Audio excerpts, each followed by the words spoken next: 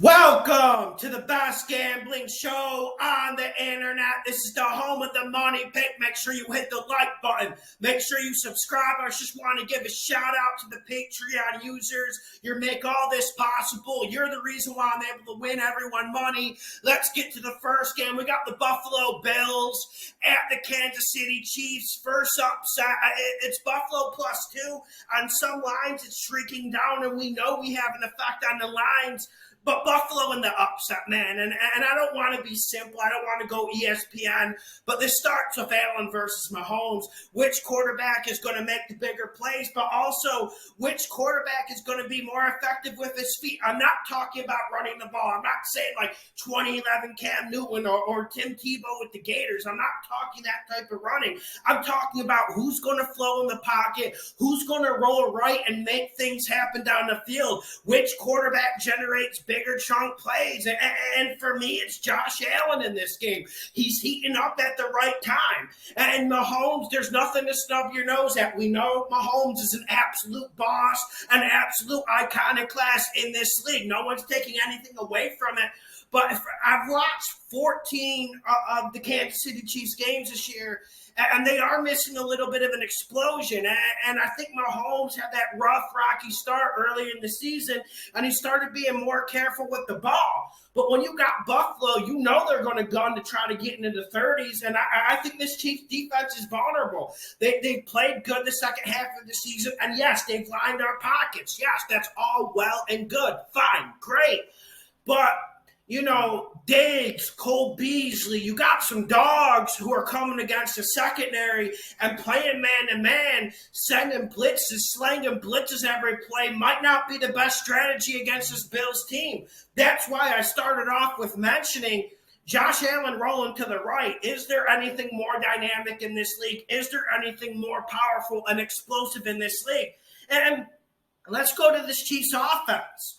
One thing I've liked that they've been doing is they've been mixing in more run.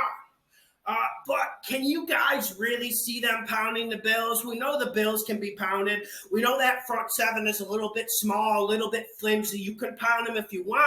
But this Chiefs offensive line is a big weakness. They really are a big weakness. And Big Red Andy Reid has been dealing with it the whole year. We've seen more screen passes this year. We've seen more misdirection looks. Hell, we've even seen more play action just trying to help this offensive line.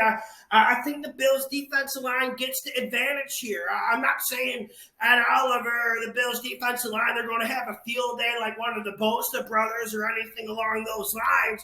But I do really think the Bills control this line of scrimmage, and that's scary to say. Now, this Bills' offensive line, they have to figure out how to deal with Chris Jones. And one reason why the Chiefs like to blitz a lot, they like to at least send 5 because that gets Chris Jones matched up one-on-one. I think the Bills will be able to deal with it. I think Josh Allen will be able to deal with the pressure. Chris Jones he's kind of unblockable in this league, whether he's in the 3 technique, 5 technique. Hell, you can fucking put him in the 7 technique. He wins every single battle, but the Bills can work around that. And is there anyone to hunt with Chris Jones? Is there anyone? I don't think so. And then I also think this game comes down to which secondary plays better. And I got to go the Bills. At least we know the Bills' safeties are going to play better, especially when we're talking about covering the pass. I'm not taking anything away from Honey Badger, but I think this game, both teams are going to pump it 35 to 43 times in this game. And it just comes down to who's going to confuse the other quarterback. Which secondary has a chance to get an interception? Which secondary will make the big play? I like Buffalo secondary, especially their safeties better. Now, I do like Steve Spagnuolo's scheme, and I do like blitz, and I do like putting pressure on the quarterback. But like I said, this will have reverberations in this game, especially when you look at Stephon Diggs. And I've been asking all year, Bills, when are you going to get Stephon Diggs involved? When are you going to treat him like the top 10, top 5 receiver this man, this dog is? And they finally started having this enlightenment week 15. Stephon Diggs has a big game. I think that's the difference. Bills winning the cover on the road in Arrowhead. Hit the like button, subscribe. Let's get to the next game. We got the Los Angeles Rams at the Tampa Bay BUCS. Right now, it's Rams +3 And I'm digging my trench here, and I took a lot of flack for the Rams money pick. That was the biggest bet of the year last year. I made a video putting myself out there for criticism. That's how sure I was about the Rams winning.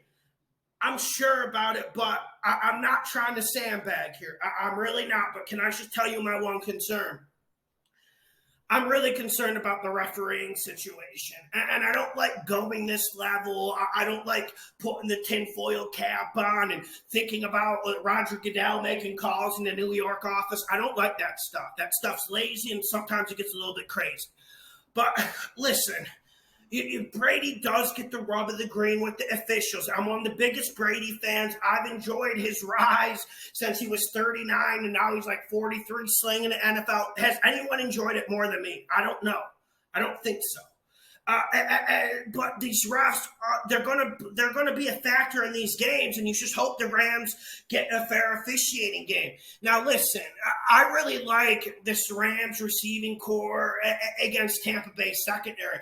I watched the All-22 film of the BUCS last night, especially their secondary. Devontae Smith was open every single play.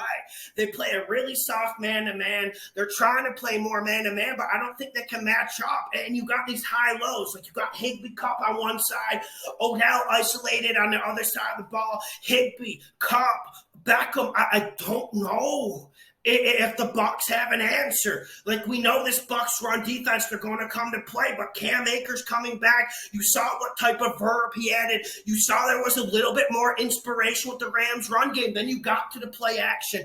McVay knows that he can't sling it with Stafford 40 to 45 times because there will be 2 picks and there will be unforced errors.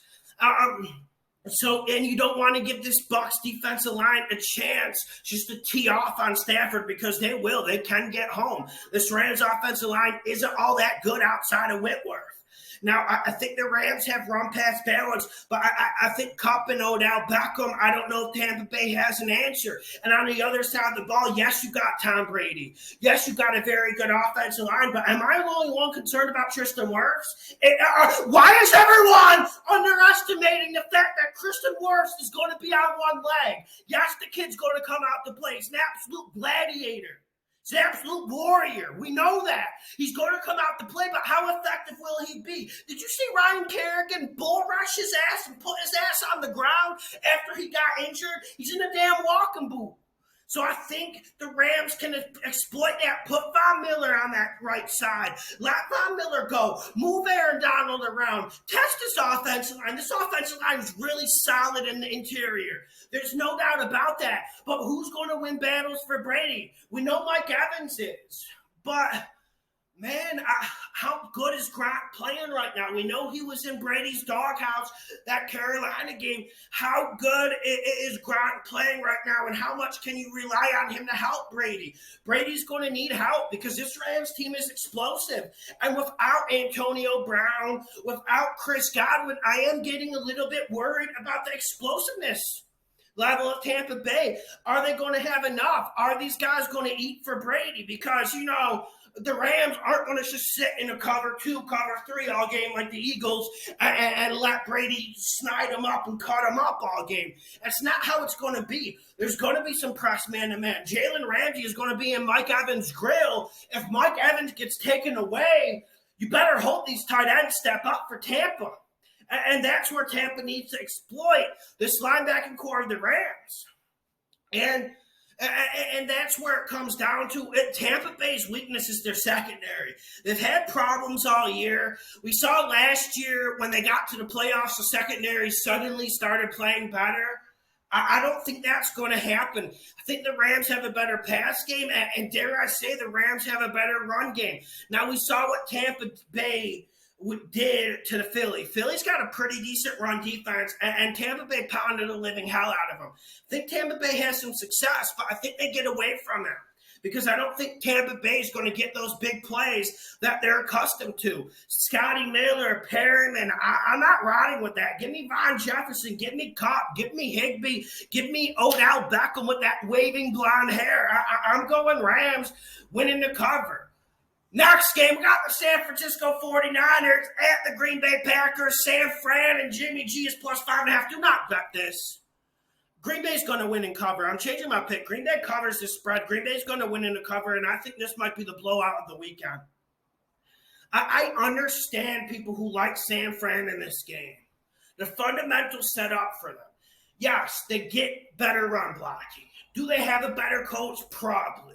But they don't got the quarterback, and Aaron Rodgers' heel turn has revitalized this team. I don't want to talk about NFL like it's wrestling or anything like that, but this Aaron Rodgers situation has galvanized this franchise. It's galvanized the team, and I just think Green Bay has more fight than years previous. They're not going to let themselves get pushed around. Rashawn Gary's not getting pushed around, and I think Rashawn Gary's the biggest difference in this Packers team. Yes, we know Jair Alexander's a dog on defense, but this Packers defense isn't all that good. It's just Rashawn Gary and Jair Alexander winning battles play in and play out, and I think Rashawn Gary destroys the San Fran run game, and when you force Jimmy G to throw, you know what happens. You know what happens. The turnovers are going to accumulate.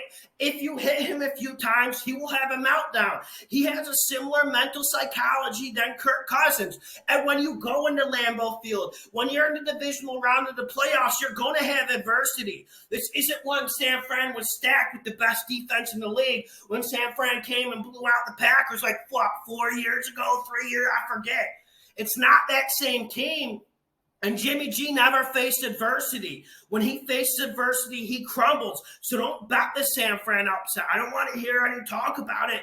And honestly, I think it's going to be hard for them to cover. And another thing I'm looking at, we know San Fran, they're dogs on defense, but their secondary can't cover a lick. And then stopping Dak Prescott, who's had a terrible second half of the season, isn't enough to win me over. Fred Warner banged up. And I think we see more A.J. Dillon this game. A.J. Dillon is an X factor for this Packers team going forward. So the upsets we got is Bills +2, Rams +3. I don't want to hear any 49ers talk. Hit the like button, share the videos, the best gambling show on the internet. Playoffs!